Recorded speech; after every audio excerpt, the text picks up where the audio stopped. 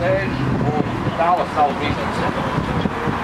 Mani nepārsteidz, ka šie kungi sēž, nevienu nepārsteidz, man liekas, klātesošo, ka šie kungi, mēs zinām, ka šie kungi jau vairākus 10 gadus ir samaisījuši, kur ir valsts kabata un kur ir viņa kabata.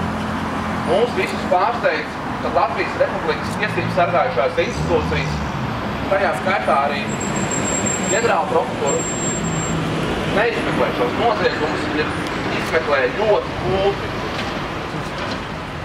Šāda, ja cilvēki nevēlas strādāt, es redzu, ka te vairākiem ir plakāti Ērikam nav laika, ja Ērikam Kalmējeram nav laika, ja šādi cilvēki nevēlas strādāt Latvijas valsts labā un cīnīties par tādiem noziegumiem, tad viņiem ir jāpamēr darbs. Līdz ar to